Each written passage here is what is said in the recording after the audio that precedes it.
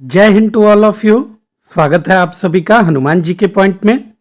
आज की क्लास में हम लोग आपके जीडी के एग्ज़ाम के लिए मोस्ट इम्पॉर्टेंट प्रश्नों को देखेंगे। तो जो भी लोग जीडी का एग्ज़ाम दे रहे हैं 2025 में, आज की क्लास उनके लिए बहुत महत्वपूर्ण होने वाली है। तो चलिए शुरू करते हैं क्लास को। पहला प्रश्न देखिएगा, निम्नलिखित में से भारत में नृत्य के लिए दिया जाने वाला सर्वोच्च पुरस्कार कौन सा है? तो नृत्य की बात कर रहा है, मतलब कह रहा है highest award given in dance. तो इसकी बात करें तो ये बताइए, ये पुरस्कार दिया किसके द्वारा जाता है? तो याद रखिएगा, जो आपका संगीत नाटक अकादमी है ना, उसी के द्वारा ये पुरस्कार दिया जाता है और पुरस्कार का नाम है संगीत नाटक अकादमी पुरस्कार। अच्छा, संगीत नाटक अकादमी का मुख्यालय कहाँ पर है? तो उसको याद रखिएगा, उसका आपको हेडक्वार्टर मिलेगा न्यू दिल्ली में। संगीत नाटक अकादमी को एक और बात याद रखिएगा, रविंद्र भवन के नाम से जाना जाता है। तो किसको कहते हैं रविंद्र भवन? ये एग्जाम में आ चुका है आपके, तो ध्यान रखिएगा। संगीत नाटक अकादमी को कब हुई थी स्थापना संगीत नाटक अकादमी की? तो 1953 में इसकी स्थापना हुई थी। और पहली बार अगर देखेंगे तो याद रखिएगा, पहली बार ये पुरस्कार दिया गया था 1955 में। और किसको दिया गया था? तो उनका भी नाम याद रखेंगे आप लोग। जीडी में पूछता है, टी बाला सरस्वती। किसको दिया गया था? टी बाला सरस्वती को। और ये जो आपकी टी बाला सरस्वती है ना, ये किस से संबंधित है? तो इनका संबंध याद रखिएगा भरतनाट्यम नृत्य से है। ये सारी बातें आपको ध्यान रखनी है। आइए आगे। पेरिनी शिवतंदम नृत्य शैली का संबंध भारत के किस राज्य से है? चलिए, बहुत बढ़िया प्रश्न। पेरिनी शिवतंदम नृत्य की बात कर रहा है आपसे। तो अगर हम बात करें तो ये आपके तेलंगाना राज्य से संबंधित है। ऑप्शन ए आपका करेक्ट होगा। तेलंगाना में ही अगर आप देखेंगे तो एक नृत्य बड़ा फेमस है, आप लोग पढ़े भी होंगे धूमधाम से, जिसका नाम है धीमसा नृत्य। तेलंगाना में ही आप देखेंगे तो एक नृत्य है वहां का बड़ा फेमस, जिसका नाम है क्या? लंबाडी। और पूछा भी गया है आपके जीडी के एग्जाम में। एक नृत्य और याद रखिएगा तेलंगाना का, जिसका नाम क्या है? गुसादी नृत्य। बहुत बढ़िया। और एक और बड़ा फेमस है जिसको कहते हैं डंडारी। तो डंडारी हो गया, गुसादी, धीमसा और लंबाडी, ये सब कहां पर है? आपके तेलंगाना में। अच्छा, अगर हम महाराष्ट्र की बात करें तो महाराष्ट्र का एक नृत्य है जिसको कहते हैं लेजिम डांस, है ना, लेजिम नृत्य। ध्यान रखिएगा इसको। केरल की अगर हम लोग बात करें तो एक बता दे रहा हूं, केरल का भी याद रखिएगा, जिसका नाम है चकयार। क्या है? चकयार आपको मिलेगा केरल में। और हरियाणा में देखेंगे तो हरियाणा में एक डांस फॉर्म मिलता है जिसका नाम है रेतवई। तो रेतवई ये आपका हरियाणा का है, चकयार आपका केरल का, और लेजिम आपका महाराष्ट्र। आ जाइए आगे। राजीव गांधी खेल रत्न पुरस्कार का नाम बदलकर मेजर ध्यानचंद खेल रत्न पुरस्कार कब किया गया? बहुत अच्छा प्रश्न है। अगर हम बात करें राजीव गांधी खेल रत्न पुरस्कार की, तो इसमें कितना पैसा दिया जाता है? तो याद रखिएगा 25 लाख रुपए इसमें पुरस्कार के रूप में दिया जाता है। पहली बार ये कब दिया गया था? तो 1991 में अगर आप देखेंगे तो जो सेशन था आपका 1991-1992 वाला, वहां पर दिया गया था किसको? तो विश्वनाथन आनंद को ये दिया गया था। दूसरे व्यक्ति का नाम पूछता है, तो दूसरे व्यक्ति जो हैं जिनको ये पुरस्कार मिला है, उनका नाम याद रखिएगा क्या है? गीत सेठी। क्या है? गीत सेठी। और ये जो गीत सेठी है ना, इनको याद रखिएगा बिलियर्ड्स प्लेयर हैं। कौन सी प्लेयर हैं ये? तो एग्जाम में आया है आपके, ध्यान रखिएगा, बिलियर्ड्स प्लेयर हैं ये। बहुत बढ़िया। और अगर आपसे एग्जाम में सवाल बना दे कि ये जो राजीव गांधी खेल रत्न पुरस्कार है, ये किस किस वर्ष में नहीं दिया गया, तो ध्यान रखिएगा 2008 और 2014 में ये खेल रत्न पुरस्कार लोगों को नहीं मिला था। अच्छा, एक और सवाल बनता है, बहुत बढ़िया, कि पहली महिला कौन है जिनको राजीव गांधी खेल रत्न पुरस्कार मिला? तो उनका भी नाम याद रखिएगा, उनका नाम है कर्णम मल्लेश्वरी। नाम सुने होंगे आप लोग। बहुत शानदार। आइए आगे देखिए। और इसका नाम बदल करके कब किया गया है? तो नाम बदला गया इसका 2021 में, मेजर ध्यानचंद खेल रत्न पुरस्कार। ध्यान रखेंगे ना? ठीक है। निम्नलिखित में से किसे सर्वोच्च न्यायालय में न्यायाधीशों की संख्या बढ़ाने की शक्ति प्राप्त है? Who among the following has the power to increase the number of जजेज इन द सुप्रीम कोर्ट? तो देखिए, सुप्रीम कोर्ट में अगर हम जजों की बात करें तो किस अनुच्छेद में इसका उल्लेख है? तो अनुच्छेद का नाम याद रखिएगा, आर्टिकल 124, है ना। और उसमें भी आर्टिकल 24(1) की बात करेंगे तो इसमें साफ साफ लिखा हुआ है कि जो संसद है, ये संसद न्यायाधीशों की संख्या बढ़ा सकती है। अगर हम देखें स्टार्टिंग में तो कुल जज कितने हुआ करते थे? तो कुल जज सुप्रीम कोर्ट में केवल 8 हुआ करते थे। पहली बार इनकी संख्या बढ़ाई गई थी, याद रखिएगा, 1956 में। और कुल कर दी गई थी कितनी? तो टोटल कर दी गई थी 11, जिसमें एक मुख्य न्यायाधीश और आपके 10 अन्य न्यायाधीश होते थे। अब अभी वर्तमान समय में देखेंगे तो 2019 में क्या किया गया? जजों की संख्या बढ़ा करके कर दी गई कितनी? 34। और वर्तमान समय में टोटल कितने जज हैं सुप्रीम कोर्ट में? 34 जज हैं। ध्यान रखेंगे, भूलेंगे नहीं। एकदम धुआं धुआं करना है पेपर को, तो मन लगा करके पढ़ते रहिएगा। आइए आगे। भारत के संविधान का कौन सा अनुच्छेद तदर्थ न्यायाधीशों की नियुक्ति से संबंधित है? तदर्थ न्यायाधीश का मतलब होता है एडहॉक जज। अब समझने वाली बात है, ये जो तदर्थ न्यायाधीश है, ये प्रक्रिया हमने किस देश के संविधान से ली है? तो ये पॉइंट याद रखिएगा, ये प्रक्रिया हमने ली है फ्रांस के संविधान से। तदर्थ न्यायाधीशों की नियुक्ति कब होती है? तो जब सुप्रीम कोर्ट का कोरम पूरा न हो रहा हो किसी केस में, तो तदर्थ न्यायाधीशों की नियुक्ति की जाती है। दूसरा इंपॉर्टेंट पॉइंट है कि हाई कोर्ट जो होता है, उच्च न्यायालय, वहां पर तदर्थ न्यायाधीश नहीं नियुक्त किए जाते हैं, ध्यान रखिएगा। और अगर आर्टिकल की बात करें तो अनुच्छेद की बात करें तो याद रखिएगा, अनुच्छेद 127 ये तदर्थ न्यायाधीशों से संबंधित है। अनुच्छेद 126 भी बड़ा इंपॉर्टेंट है, ये बात करता है सुप्रीम कोर्ट में कार्यकारी मुख्य न्यायाधीश की, जो आपके acting chief justice of India होते हैं ना, उनकी बात करता है अनुच्छेद 126। ध्यान रखेंगे इसको। आ जाइए आगे। राजा हर्षवर्धन ने 2 महान धार्मिक सम्मेलनों का आयोजन कहाँ किया था? ये राजा हर्षवर्धन बड़ा इंपॉर्टेंट है, एग्जाम में सवाल पूछा जाता है। देखिए, ये जो धार्मिक सम्मेलन आयोजित करता था ना, उसको कहा जाता था महामोक्ष परिषद। एकदम रट लीजिएगा इसको, क्या कहते थे? महामोक्ष परिषद। हर 5 साल में ये धार्मिक परिषद आयोजित किया जाता था। और यही आगे चल करके आप देखेंगे तो जो आप लोग गंगा स्नान करने जाते हैं ना, वही वाली प्रक्रिया है, ये ध्यान रखिएगा। अच्छा जी, अगर इसको देखेंगे तो हर 5 वर्ष में होता था। और इसी हर्षवर्धन के काल में आप देखेंगे तो एक चीनी यात्री भारत आया था, जिसका नाम क्या था? तो ध्यान रखिएगा, जिसका नाम था वेनसांग। और इसने कौन सा ग्रंथ लिखा था? तो ग्रंथ का भी नाम याद रखिएगा, इसने ग्रंथ लिखा था सीयूकी। अच्छा, इसी हर्षवर्धन के दरबार में एक बहुत बड़े कवि रहा करते थे, ध्यान रखिएगा, जिनका नाम था बाणभट्ट। और अगर आप बाणभट्ट को देखेंगे तो इसने 2 ग्रंथ लिखे हैं। एक आपका लिखा है कादंबरी, बाणभट्ट ने, ध्यान रखेंगे, 2 ग्रंथ लिखे हैं। एक आपका लिखा है कादंबरी और एक ग्रंथ है इसका, ध्यान रखेंगे, जिसको कहते हैं हर्षचरित। तो हर्षचरित और कादंबरी, ध्यान रखिएगा। और ये धार्मिक सम्मेलन कन्नौज और प्रयाग में लगते थे। ऑप्शन ए आपका क्या हो जाएगा? करेक्ट हो जाएगा। आ जाइए आगे।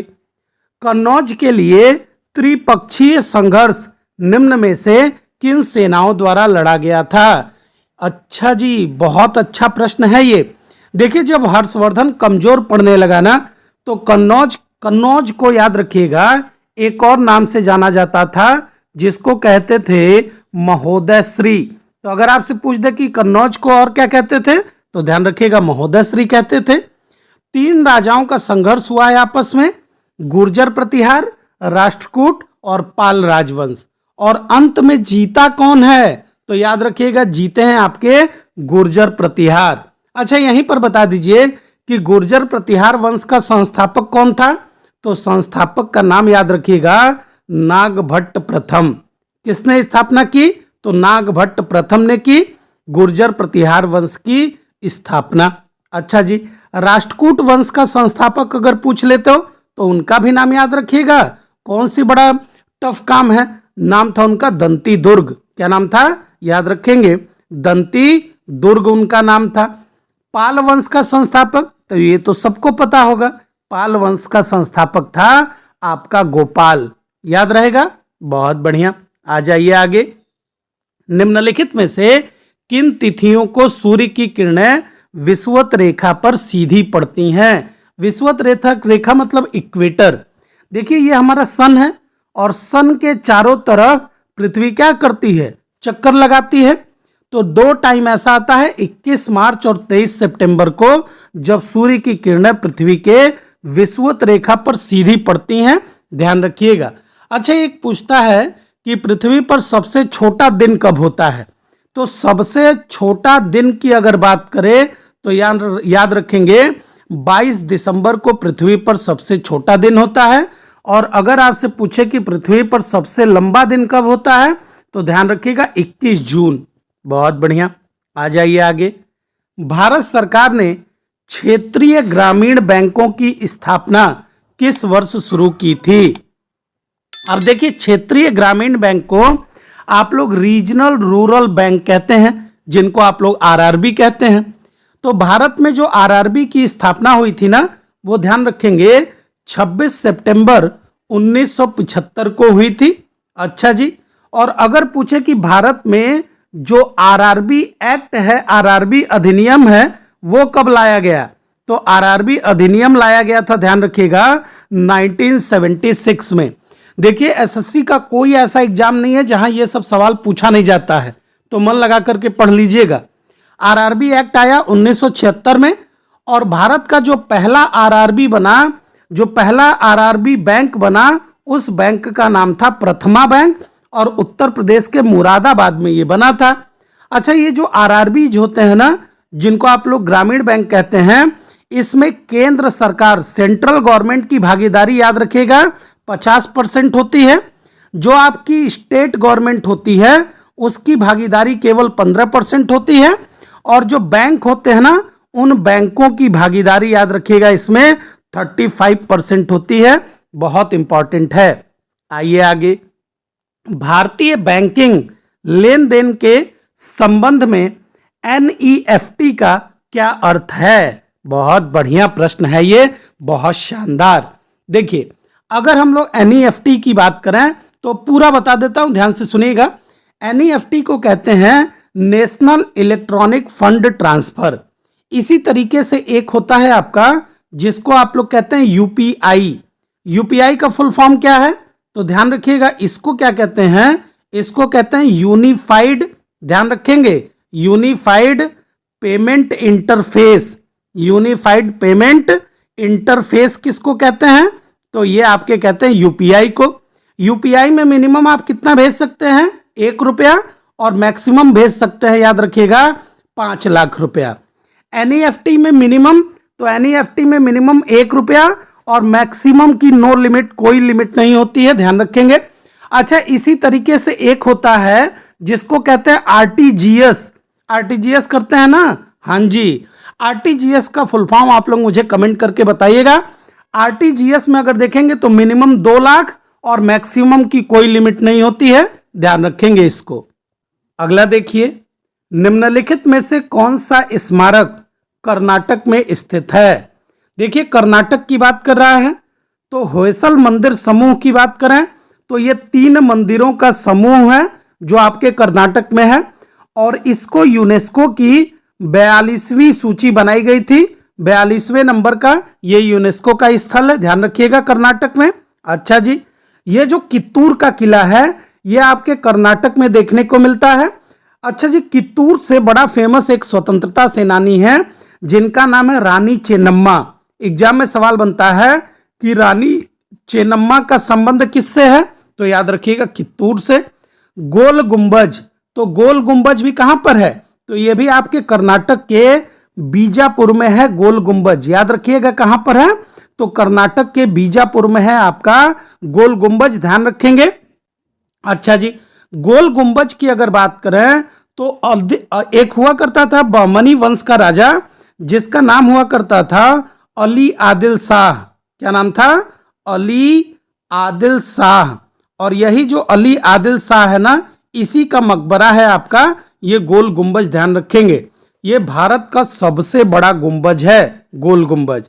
और पलक्कड़ का किला है तो ये तो आपके केरल में है, तो ऑप्शन डी आपका करेक्ट हो जाएगा।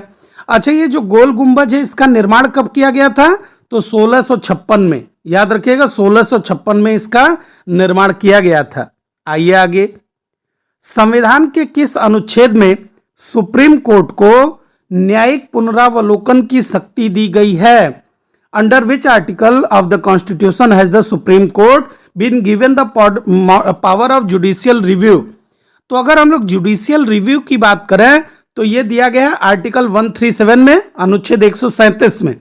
अनुच्छेद 125 में क्या है? तो इन लोगों को जो वेतन दिया जाता है ना, वो आपका 125 में है, ध्यान रखिएगा। अच्छा, 130 में क्या है?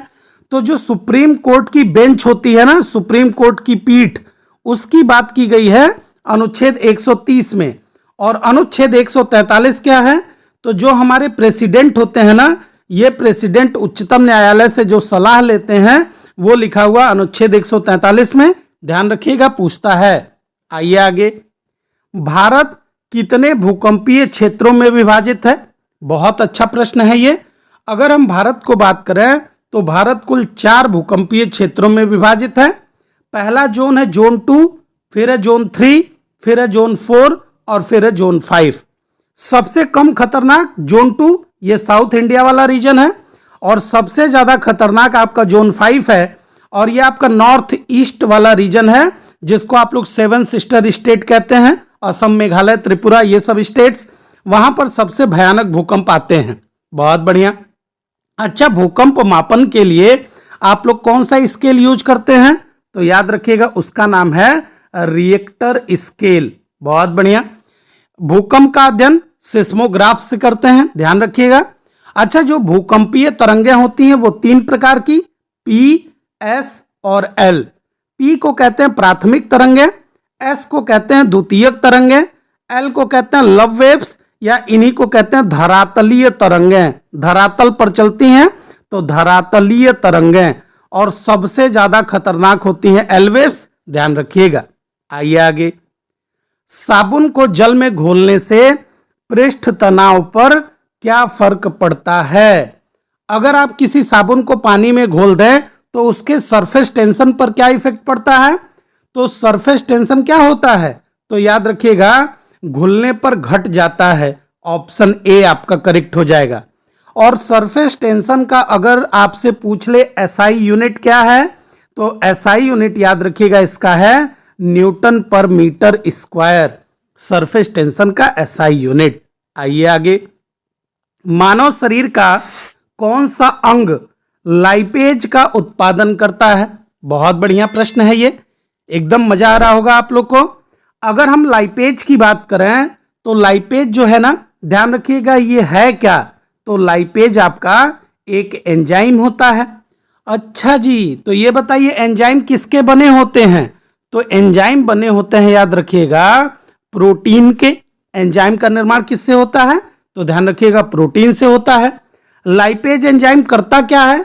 तो हमारे शरीर में जो वसा होता है, जो फैट होता है, उस फैट को तोड़ने का काम करता है। कौन? तो ये आपका लाइपेज। और ये निकलता कहां से है? अग्नाशय से। अच्छा, अग्नाशय से ही एक और एंजाइम निकलता है जिसका नाम है एमाइलेज। इसको भी याद रखिएगा, एमाइलेज। और एक और एंजाइम है जिसका नाम है ट्रिप्सिन। तो एमाइलेज याद रखेंगे, लाइपेज और ट्रिप्सिन, ये तीनों अग्नाशय से निकलते हैं। बहुत बढ़िया। आइए आगे। कौन सा भारतीय राज्य बौद्ध गुफा मंदिरों का घर है जिन्हें बराबर गुफाओं के नाम से जाना जाता है? बहुत बढ़िया, शानदार प्रश्न है ये। बराबर की गुफाएं हैं ये आपके बिहार में। निर्माण किसने कराया था? तो याद रखिएगा निर्माण कराया था आपके अशोक ने, और बौद्ध जो लोग हुआ करते थे उनको दान में दिया था। एक सवाल आपसे बनता है कि बताइए जरा, पिछली बार जीडी के एग्जाम में सवाल बना कि बताइए कहां पर है आपकी रावण फाड़ी गुफा? तो रावण फाड़ी गुफा अगर आपसे पूछ दे तो याद रखिएगा ये कहां पर है? तो ये कर्नाटक में है। अच्छा, एक सवाल बनता है कि बताइए एलिफेंटा की गुफाएं कहाँ पर है? तो एलिफेंटा की गुफाएं महाराष्ट्र में है, यूनेस्को की सूची में शामिल है। बताइए बाघ की गुफाएं कहाँ पर हैं? तो बाघ की गुफाएं ये आपके मध्य प्रदेश में है। उसी तरीके से एक गुफा है उदयगिरी, एक गुफा है खंडगिरी। तो उदयगिरी और खंडगिरी ये आपको मध्य प्रदेश में। एक गुफा है पांडव गुफाएं, तो पांडव गुफाएं भी आपको कहां पर? मध्य प्रदेश में देखने को मिलेंगी, ध्यान रखेंगे इसको। भीमबेटका की गुफाएं ये भी एमपी में है। आइए आगे, निम्नलिखित में से किसकी नियुक्ति राज्य का राज्यपाल नहीं करता है? Who among the following is not appointed by the governor of the state? बहुत बढ़िया। तो अगर हम गवर्नर की बात करें तो मुख्यमंत्री की नियुक्ति करता है। राज्य लोक सेवा आयोग इसकी भी नियुक्ति करता है जो सदस्य होते हैं। उच्च न्यायालय के न्यायाधीशों की नियुक्ति, हाई कोर्ट के जजेज की नियुक्ति नहीं करता है। तो ऑप्शन सी आपका करेक्ट हो जाएगा। इनकी नियुक्ति प्रेसिडेंट के द्वारा होती है, राष्ट्रपति इनकी नियुक्ति करते हैं। महाधिवक्ता जो आपका एडवोकेट जनरल होता है ना, ये इसका उल्लेख संविधान के अनुच्छेद 165 में है और इसकी नियुक्ति राज्यपाल करता है, ध्यान रखिएगा। आइए आगे, निम्नलिखित में से किस पांड्य राजा पर मलिक काफूर ने हमला किया और मदुरई को लूट लिया? बहुत बढ़िया। मलिक काफूर को अगर देखेंगे तो ये किसके, अगर आप देखिए ध्यान से समझिएगा, एक राजा हुआ करता था अलाउद्दीन खिलजी, नाम सुना होगा आप लोगों ने। अलाउद्दीन खिलजी ने जब गुजरात पर हमला किया तो उसी दौरान मलिक काफूर को उसने पकड़ा था। और मलिक काफूर को ध्यान रखिएगा 1000 दिनारी कहा जाता है। क्या कहते हैं मलिक काफूर को? 1000 दिनारी। और इसने दक्षिण भारत पर बहुत बार आक्रमण किया। और जो ये आपका पांड्य राजा था ना, उसका नाम था वीरा पांड्य चतुर्थ। तो ऑप्शन बी आपका करेक्ट होगा। इसको मलिक काफूर को अगर आप देखेंगे तो इसका एक बड़ा बढ़िया अभियान है। सवाल बनता है आपसे, 1311 में एक अभियान किया था इसने, किसके ऊपर? तो याद रखिएगा द्वार समुद्रम के ऊपर। और द्वार समुद्रम किसकी राजधानी हुआ करती थी? तो याद रखिएगा होयसल वंश की राजधानी हुआ करती थी आपकी द्वार समुद्रम। इसी पर हमला किया था। एग्जाम में पूछता कि होयसल वंश की राजधानी, तो याद रखेंगे द्वार समुद्रम। आइए आगे देखिए, उदयपुर की जावर की खानें किस खनिज के उत्खनन के लिए प्रसिद्ध हैं? तो उदयपुर में जावर की खानें हैं। तो उदयपुर को याद रखिएगा किस नाम से जाना जाता है? तो उदयपुर को व्हाइट सिटी के नाम से जानते हैं। और यहां पर निकलता क्या है? तो जिंक या जस्ता। तो उदयपुर व्हाइट सिटी और पिंक सिटी आपकी जयपुर, ध्यान रखेंगे ना? ठीक है। लाल रक्त कोशिकाओं को और किस रूप में भी जाना जाता है? देखिए लाल रक्त कोशिकाओं को आप लोग कहते हैं क्या? आरबीसी, है ना, जिसको आप लोग रेड ब्लड सेल्स कहते हैं। आरबीसी का परसेंटेज टोटल ब्लड में अगर आप देखेंगे तो 40% होता है, ध्यान रखिएगा। अच्छा, एक होती है आपकी व्हाइट ब्लड सेल डब्ल्यूबीसी। तो इनको ल्यूकोसाइट्स भी कहते हैं डब्ल्यूबीसी को, और लिम्फोसाइट्स भी कहते हैं। ये दोनों नाम आपके डब्ल्यूबीसी का है। अच्छा, अगर आरबीसी को अगर आप देखेंगे तो याद रखिएगा आरबीसी का 120 दिन पूरा जीवन काल होता है। और इनको अगर आप देखेंगे इनका निर्माण कहाँ होता है? तो इनका निर्माण बोन मैरो में होता है, जिसको आप लोग अस्थि मज्जा कहते हैं। बोन मैरो अस्थि मज्जा में निर्माण होता है। और मृत्यु इनकी होती है कहाँ पर? तो मृत्यु होती है इनकी स्प्लीन में, जिसको आप लोग प्लीहा कहते हैं। तो प्लीहा में इनकी मृत्यु होती है। बहुत बढ़िया, याद रखेंगे। तो चलिए कमेंट करके बताइएगा कि आप लोग के कितने प्रश्न सही हुए हैं। Thank you so much.